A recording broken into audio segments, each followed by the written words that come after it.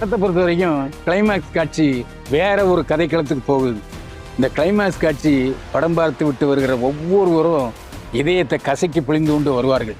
கிளைமேக்ஸுக்காகவே இந்த படத்தில் வேற மாதிரினா இனிமேல் ஜெயம் ரவி ஹீரோவை நடிச்சா ஏற்றுக்க மாட்டான்.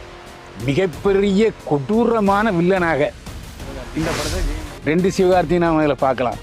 ஒருவர் அமைதியானவர், ஒருவர் எழுச்சி மிக்கவர். சிவகார்த்தியனுடைய நடிப்பு வேற ரேஞ்சுக்கு போயிட்டுங்க. இனிமே அவர் எல்லா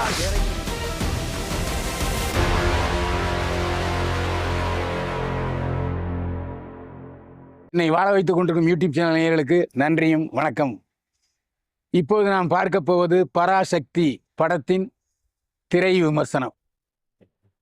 எப்படி பராசக்தி கலைஞர் வசனத்தால், நடிகர் திலகம் சிவாஜி கணேசன் நடிப்பால், கிருஷ்ணன் மஞ்சி இயக்கத்தால் அப்போது மிகப்பெரிய பிரளயத்தை ஏற்படுத்தியதோ அதே போல இந்த பராசக்தி கண்டிப்பாக ஏற்படுத்தும். பராசக்தி படத்தில் சிவகார்த்திகேயன், ஜெயம் ரவி, அதர்வா முரளி, ஸ்ரீ லீலா மற்றும் பலர் நடித்திருக்கிறார்கள். இந்த படத்துக்கு ரவி கே சந்திரன் ஒளிப்பதிவு செய்திருக்கிறார். ஜி.வி. பிரகாஷ்குமார் இசையமைத்திருக்கிறார். கதை, திரைக்கதை, வசனம் எழுதி இயக்கியிருக்கிறார் சுதா கொங்கரா. 1960களில் நமக்கு தெரியும் இந்திய எதிர்ப்பு போராட்டம் எந்த அளவுக்கு வீரியமாக இருந்தது. இந்திய எதிர்ப்பு போராட்டத்தை ஆரம்பித்தது மாணவர்கள்.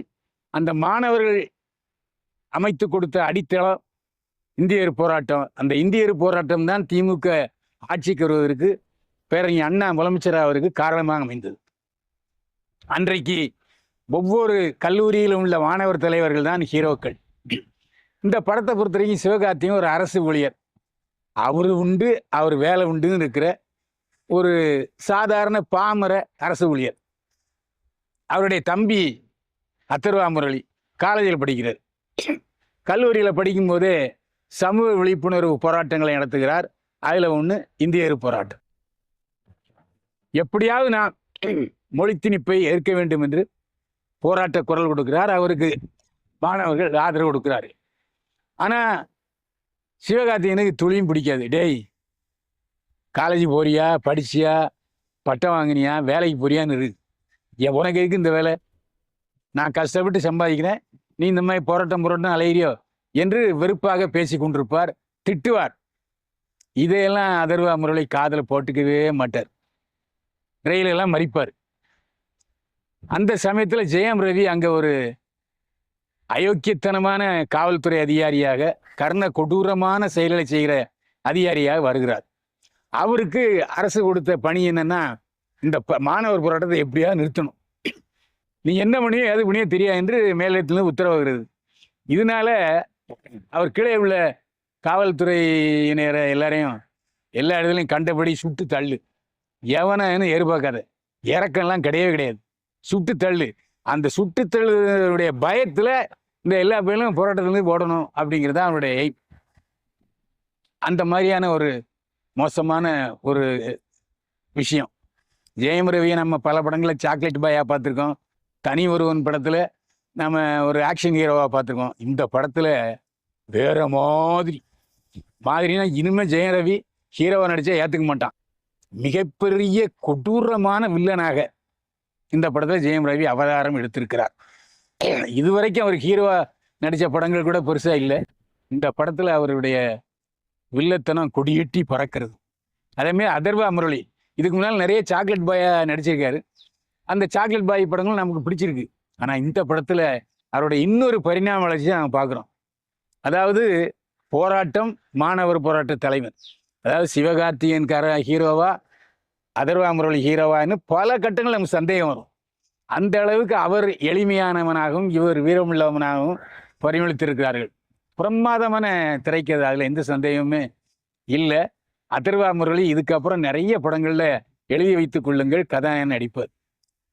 இந்த படத்தில் முதல் படம் ஸ்ரீ லீலா, இதில் அவர் கதாநாயகன் நடிச்சிருக்காரு.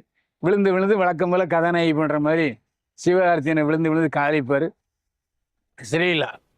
ஸ்ரீலீலாவுக்கு இது முதல் படமே தெரியல, சொந்த குரலை பேசியிருக்காரு. ஏன்னா ஸ்ரீலீலா எந்த ஒரு கதாநாயகியுமே சொந்த குரலை பேசணும்னு விரும்ப மாட்டாங்க. ஆனால் சுதா கங்கரா வற்புறுத்தியரின் பேரில் இந்த படத்தில் ஸ்ரீலீலா சொந்த குரலை பேசியிருக்காரு. ஆனால் நம்ம தூரத்துலேருந்து கேட்கும்போது கீர்த்தி சுரேஷ் குரல் மாதிரியே இருக்குது. அதில் எந்த வித மாறுபட்ட கருத்தும் இல்லை. ஸ்ரீலீலா இதுக்கப்புறம் முன்னணி கதாநாயகியாக நிச்சயமாக பலம் வருவார், அதில் சந்தேகமே இல்லை. இது சிவகார்த்திகேயனுடைய நடிப்பு வேற ரேஞ்சு. அதாவது எப்போ ஜெயம் ரவி உள்ள வர்றாரோ அப்போ சிவகார்த்திகேயன் வேற ஒரு சிவகார்த்திகேயனாக மாறுகிறார். ஒரு அமைதியாக இருந்த சிவகார்த்திகேயன் ஒரு போராட்ட வீரனாக எழுச்சிமிக்க சமுதாய விழிப்புணர்வை வலியுறுத்துகிற ஒரு கதாநாயகனாக மாறுறாரு சிவகார்த்திகேயன். 2 சிவகார்த்திகேயன் நாம் அதில் பார்க்கலாம். ஒருவர் அமைதியானவர், ஒருவர் எழுச்சி மிக்கவர். சிவகார்த்திகேயனுடைய நடிப்பு வேற ரேஞ்சுக்கு போயிட்டுங்க. இனிமே அவர் எல்லா கேரக்டர்களுக்கும் நல்ல கேரக்டர்களும் பயன்படுத்தி கொள்ளலாம். சிவகார்த்திகேயனுடைய வெற்றி மகுடத்தில் இன்னொரு மாணிக்கக்கல் கிரீடமாக நிச்சயமா பராசக்தி இடம்பெறும். இதுல செட்டு நாம பாராட்டணும். இப்ப சமீபத்தில் நீராவி என்ஜின் எங்கேயுமே கிடையாது. இதுக்காக தேடி பிடிச்சி இலங்கைக்கு போய் அங்கே ஒரு நீராவியை வாடகைக்கு எடுத்து பெரிய செட்டு போட்டு எடுத்திருக்காங்க. நிறைய செலவு, அதில் எந்த சந்தேகமே இல்லை. செட்டு மாதிரியே தெரியல. செட்டுகள்லாம் நம்மளை அப்படியே ஒரு அதிர்ச்சி வயப்படுத்துறது, மெய்சிலிர்க்க வைக்கிறது.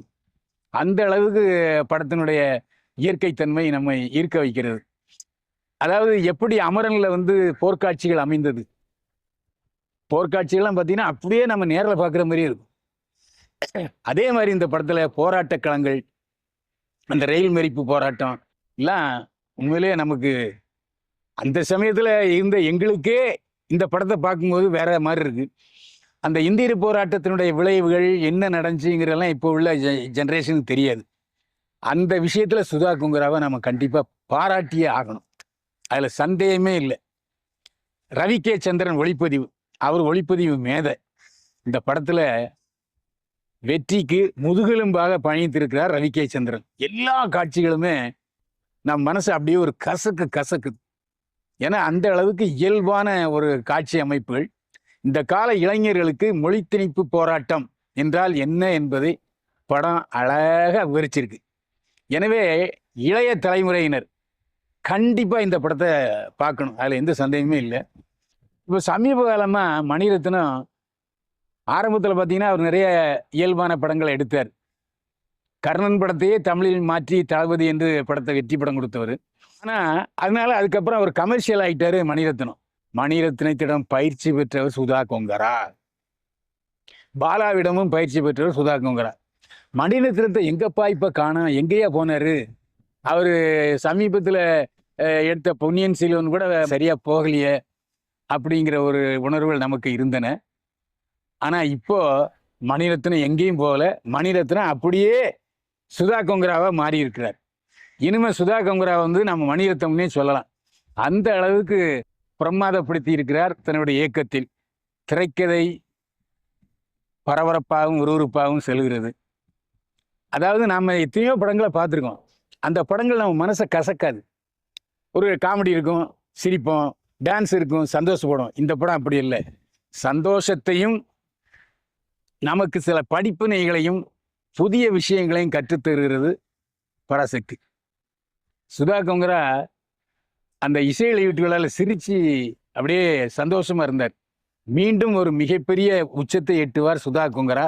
மிகச்சிறந்த இயக்குநர்கள் ஒருவராக நிச்சயமா சுதா கொங்கரா வலம் வருவார். அதுக்கு இந்த படம் ஒரு எடுத்துக்காட்டு. எப்படி 1950களில் பராசக்தி வெற்றி கொடி நாட்டியதோ அதே போல் 2026 மிகப்பெரிய வெற்றி படமாக வலம் வரும் பராசக்தி. தியேட்டரில் போய் பாருங்க. ஒரு தடவை பார்த்தீங்கன்னா பல முறை பார்க்கக்கூடிய அனுபவத்தை பராசக்தி ஏற்படுத்தும், அதில் சந்தேகமே இல்லை. இந்த படத்தை பொறுத்த வரைக்கும் கிளைமேக்ஸ் காட்சி வேற ஒரு கதைக்களத்துக்கு போகுது. இந்த கிளைமேக்ஸ் காட்சி படம் பார்த்து விட்டு வருகிற ஒவ்வொருவரும் இதயத்தை கசக்கி பிழிந்து கொண்டு வருவார்கள். கிளைமேக்ஸுக்காகவே இந்த படத்தை திரும்ப திரும்ப பார்க்க வேண்டிய கட்டாய சூழ்நிலை உங்களுக்கு ஏற்படும்.